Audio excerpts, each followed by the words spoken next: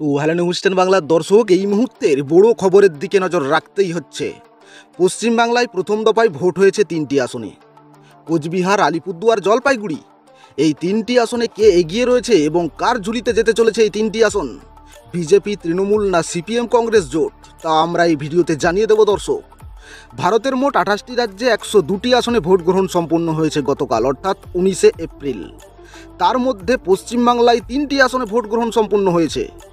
Vote সম্পূর্ণ হওয়ার পর বুথ ফেরত সমীক্ষা কি বলছে সেই আপডেট তুলে ধরবো দর্শক আপনাদের সামনে। তার আগে ছোট্ট একটি রিকোয়েস্ট করব, নিউজ 10 বাংলায় প্রথম হয়ে থাকলে অবশ্যই চ্যানেলটি সাবস্ক্রাইব করবেন এবং পাশে থাকা ঘন্টাটি অন করে দেবেন লেটেস্ট ভিডিও সবার আগে পাওয়ার জন্য। আর অবশ্যই ভিডিওতে একটি লাইক করে দেবেন। প্রথমেই দর্শক আপনাদের জানিয়ে রাখি, পশ্চিমবাংলায় যে 3টি আসনে ভোট গ্রহণ সম্পূর্ণ হয়েছে সেই আসনগুলিতে তৃণমূল, সিপিএম, কংগ্রেস জোটের নাম। কোচবিহার তৃণমূলের প্রার্থী হচ্ছেন জগদীশ চন্দ্র বর্মন। বিজেপির প্রার্থী হচ্ছেন কেন্দ্রমন্ত্রী নীতিশ প্রামাণিক। কংগ্রেস থেকে বিআরএস চৌধুরী, সিপিএম থেকে ফরওয়ার্ড নেতা। জলপাইগুড়ি আসনটিতে তৃণমূলের প্রার্থী নির্মল চন্দ্র রায়, বিজেপির প্রার্থী জয়ন্ত কুমার রায়, সিপিএমের প্রার্থী দেবরাজ বর্মন। আলিপুরদুয়ারে তৃণমূলের প্রার্থী হচ্ছেন প্রকাশ জি, বিজেপির প্রার্থী মনোজ জিজ্ঞা, সিপিএমের পক্ষ থেকে মিলি রাও।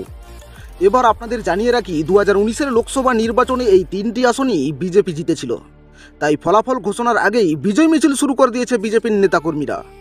ভোট গ্রহণ পর্ব শেষ হওয়ার পরেই বুথ ফেরত সমীক্ষার জনমত সমীক্ষা বলছে এই 3টি আসনে আবার তৃণমূল কংগ্রেস হারবে এবং বিজেপি 3টি আসনই আবার জিতবে।